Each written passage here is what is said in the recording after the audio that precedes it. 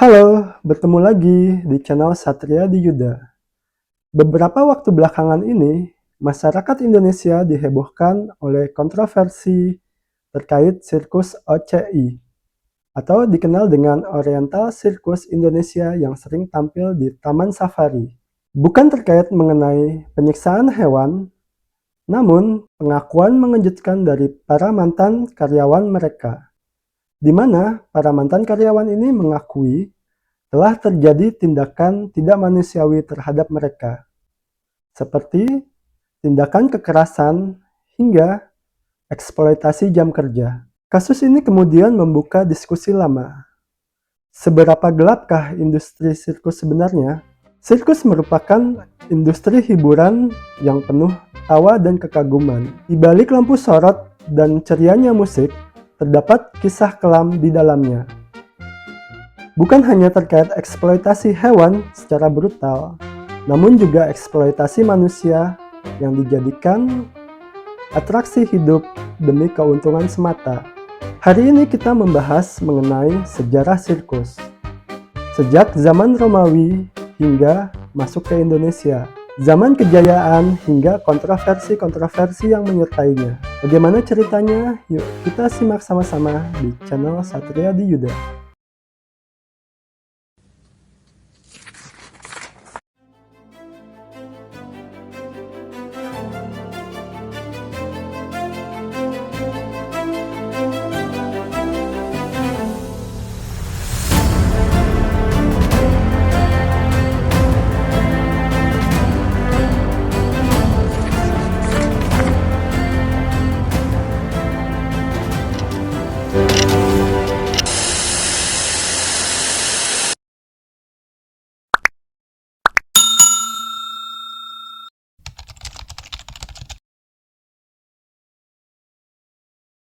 Sirkus berasal dari Romawi kuno, di mana istilah kata sirkus sendiri memiliki arti sebuah arena besar untuk hiburan rakyat, yang berisi perlombaan kereta kuda, pertarungan antar gladiator, hingga pertarungan manusia dan hewan buas. Sirkus Maximus di Roma mampu menampung ratusan ribu penonton. Kala itu, sirkus bukanlah sebuah tontonan hiburan, namun tontonan berdarah yang menunjukkan dominasi kekaisaran atas nasib, kehidupan, dan kematian. Pada abad ke-18, seorang ex-tentara Inggris bernama Philip Astley mengubah arah sirkus menjadi pertunjukan yang lebih estetis, seperti akrobat, keahlian berkuda, serta pertunjukan badut. Dari sinilah kemudian sirkus modern lahir dan menyebar ke seluruh Eropa hingga Amerika.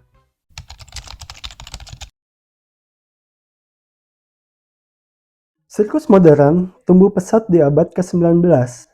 Di Amerika, PT Barnum kemudian menciptakan pertunjukan keliling, di mana ia memadukan antara hewan-hewan eksotis, manusia-manusia bertalenta, hingga manusia-manusia aneh. Seperti contohnya perempuan berjenggot, manusia terpendek, atau manusia dengan kepala dua. Eksploitasi terhadap manusia dengan kondisi langka ini kemudian menjadi fondasi bagi mereka untuk mendapatkan keuntungan yang cukup besar dari pertunjukan mereka. Di Hindia Belanda, pertunjukan sirkus sebenarnya ditujukan untuk menghibur para pejabat-pejabat kolonial. Namun, berangsur-angsur menjadi pertunjukan yang ditujukan untuk masyarakat lokal. Di Indonesia, atraksi sirkus campur dengan kebudayaan lokal seperti atraksi debus, atraksi-atraksi yang berbau mistis seperti kuda lumping atau kesurupan, serta pertunjukan-pertunjukan sulap.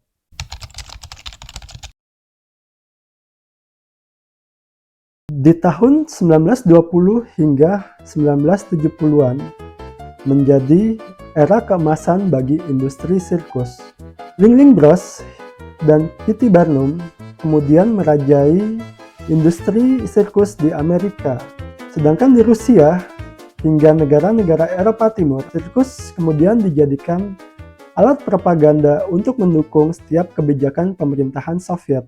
Namun di balik itu semua, realitas kehidupan para pekerja sirkus sangatlah keras, baik itu manusia maupun hewan-hewannya. Pekerja sirkus selalu hidup berpindah-pindah, berlatih dengan keras, hingga selalu dituntut untuk tampil sempurna setiap harinya. Sementara itu, hewan-hewan seperti singa, beruang, gajah, hingga lumba-lumba dijadikan alat pertunjukan melalui pelatihan yang sangat keras dan brutal. Banyak dokumentasi yang menunjukkan penggunaan cambuk, alat-alat listrik, hingga kekurangan makanan sebagai ancaman untuk melatih hewan-hewan ini.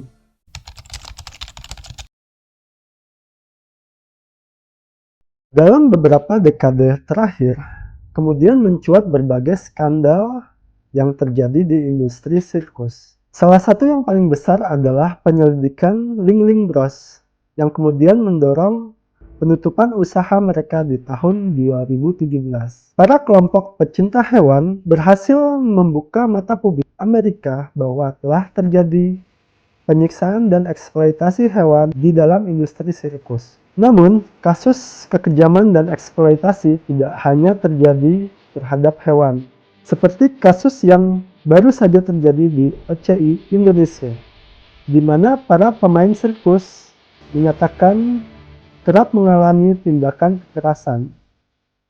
Para mantan karyawan pemain sirkus ini mengungkapkan bahwa mereka kerap mengalami kekerasan fisik, kontrak kerja yang tidak layak, serta pengabaian hak-hak kesejahteraan mereka. Walaupun Taman Safari Indonesia mengakui bahwa OCI bukan bagian dari perusahaan mereka, namun hal ini membuka borok atau sisi gelap dari industri hiburan di Indonesia.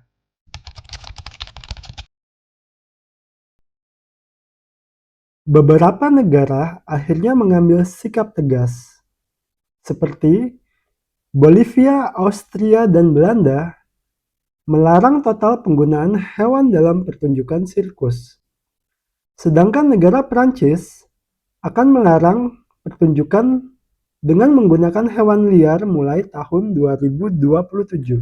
Di sisi lain, sirkus seperti Cirque du Soleil membuktikan bahwa sirkus tanpa hewan ternyata bisa jauh lebih indah dan sukses secara global. Namun, masalah eksploitasi manusia menjadi lebih kompleks. Banyak negara belum memiliki perlindungan yang memadai bagi para pekerja hiburan keliling seperti pemain sirkus. Contohnya seperti di Indonesia, di mana kasus OCI bisa menjadi momentum reformasi jika masyarakat dan pemerintah mau merespons secara serius.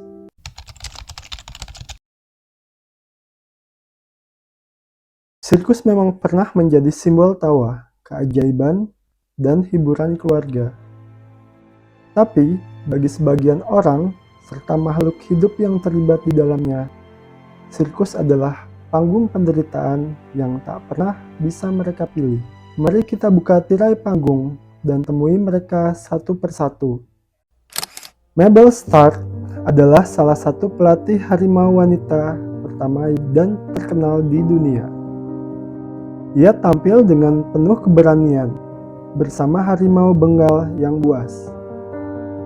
Tapi di balik keberaniannya, Mabel menyimpan luka secara fisik maupun batin. Ia diserang berkali-kali oleh harimau yang ia rawat. Tubuhnya penuh bekas cakaran serta gigitan. Ketika industri mulai meninggalkannya karena usia serta kebijakan baru, Mabel kehilangan semuanya.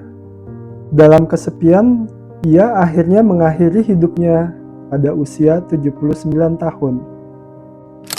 Lalu ada Ota Benga, seorang pria asal Kongo yang menjadi simbol dehumanisasi dalam sejarah hiburan modern. Pada tahun 1906, ia dipamerkan di kebun binatang Bronx, New York, dikurung bersama simpanse. hanya karena penampilannya yang sangat eksotis kala itu. Ia diperlakukan layaknya seperti binatang sirkus, bahan tertawaan serta ejekan. Depresi yang mendalam membuat Otabenga mengambil keputusan untuk bunuh diri, meninggalkan pertanyaan besar tentang batas antara rasa ingin tahu dan hinaan. Sementara itu, Grady Stiles Jr. dikenal sebagai Lobster Boy. Tampil di freak show karena kondisi langka pada tangannya yang menyerupai capit lobster. Di balik pertunjukan, Grady hidup dalam kekerasan, alkoholisme, serta kriminalitas. Ia pernah membunuh tunangan anaknya sendiri, dan karena kondisi fisiknya, ia tidak dijatuhi hukuman penjara.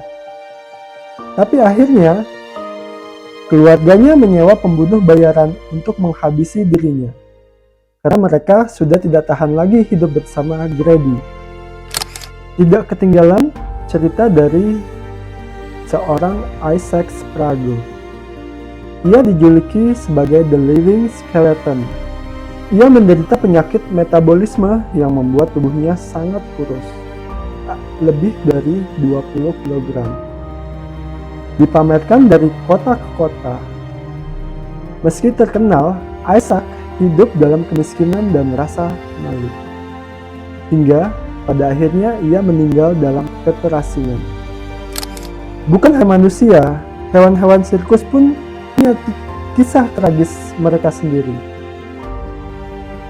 Seperti si Jumbo gajah, binatang sirkus Barnum dan Bailey, adalah salah satu hewan paling terkenal dalam sejarah.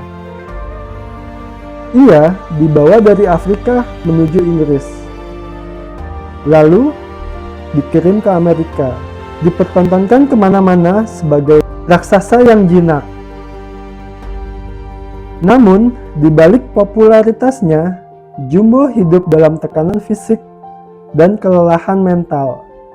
Ia pun mati tragis tertabrak kereta saat sedang digiring. Tubuhnya hancur, namun tetap diawetkan dan dipamerkan seolah-olah kematiannya adalah bagian dari bisnis. Pada tahun 1994, dunia dikejutkan oleh tragedi Tike, seekor gajah sirkus betina di Honolulu, Hawaii.